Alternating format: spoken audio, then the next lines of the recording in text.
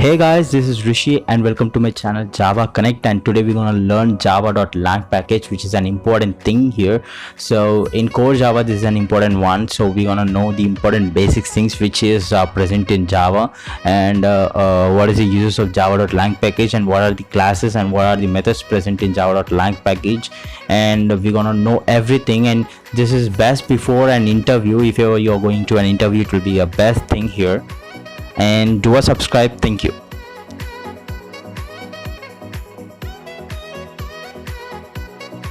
Now going into the topic, so what is this java.lang package? So java.lang package is nothing but just assume like it is a folder.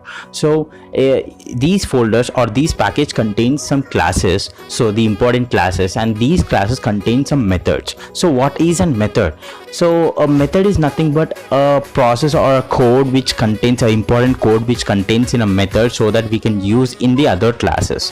So we'll be writing some code in a method, and for reusability purpose we'll be calling the method through the method name, and we're gonna use it in the other class. So if ever you're gonna use it in the other class, you have to import the package, right? So coming to the again back into the java.lang package. So java.lang package contains some methods, I mean the classes, and the classes contain methods. So by default java.lang package is present already in Java itself when you are downloading the Java. So it will be present in JRE itself. So whenever you download Java, it will be defaultly present and you don't have to import because it is already present. So if ever there are some classes like object, string, and auto boxing, unboxing, and all wrapper classes, and you will be and all the classes will be present inside it. So you're not gonna import it, and you can use it without importing anything. So for example, you can use like string s is equal to some other name, and you're not supposed to import like if ever it is something like import a class, and you are gonna import like import java.lang if ever you are using a string, so you have to import the string, so java.lang.string. So but here you're not gonna supposed to import because it is defaultly available.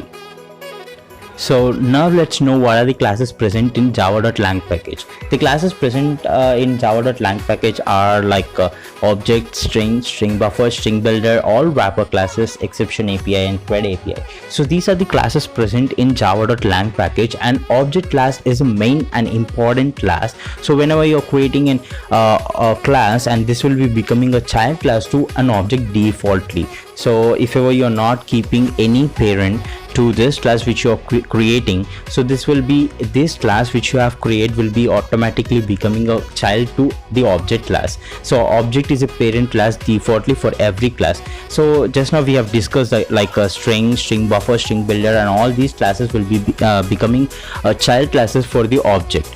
Okay, so going to the other topic, so if ever the interviewer will be asking you like what is your favorite package, so you want to say like java.lang package is my favorite package because there is no need to import it. So for all the packages present outside, so you have to import it, but here you are not gonna import because it is defaultly available by downloading itself.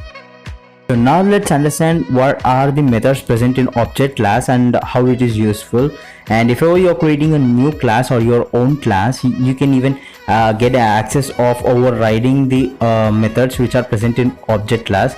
So what are the methods present in object class? So toString method, hashcode method, dot equals method, and clone method, get class method, finalize, wait, and notify all. And wait is a overloading method, and these are the methods present in object class.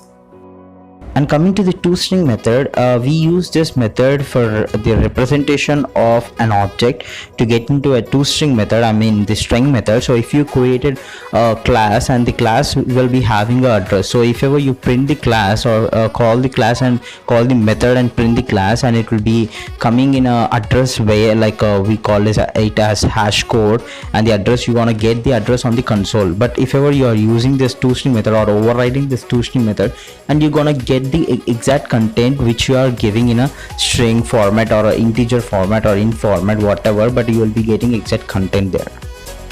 And coming to the hash code method, the next one, it's nothing but a unique one, the unique answer you're gonna get on the console.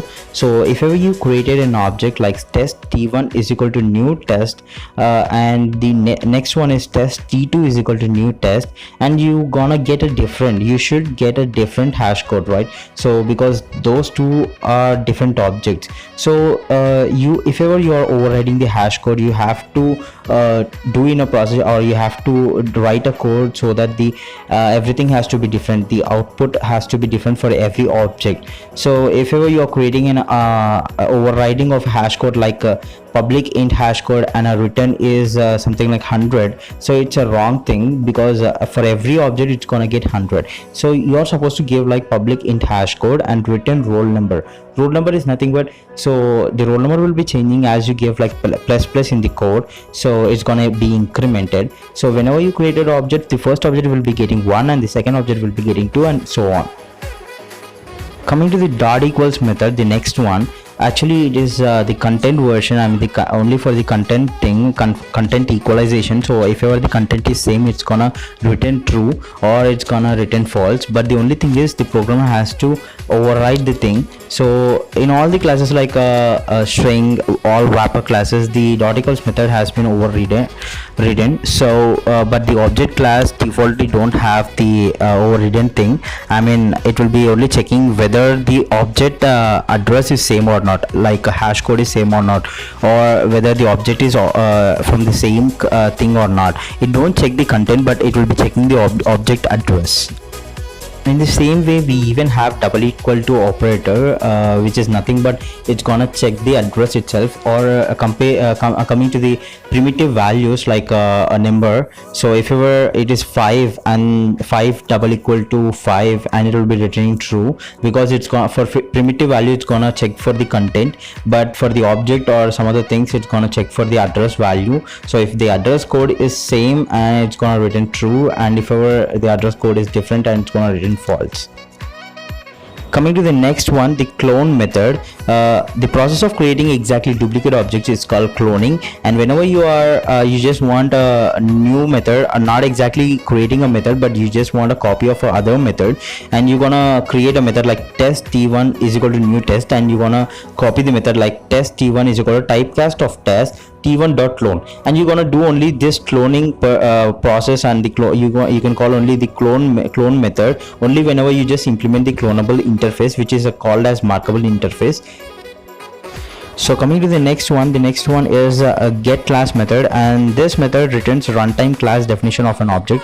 Just assume like you have created an object like object o is equal to new string, and you have given something else over there like java container and so on, and you are printing this one like system.out.println o.getClass.getName, and you are gonna get like runtime object type of o is java.lang.string. So you want to get the one which you have implemented over there, or the class which you have written over there. And that's it for today guys, and meet you again in the next section, and do a subscribe. Bye bye.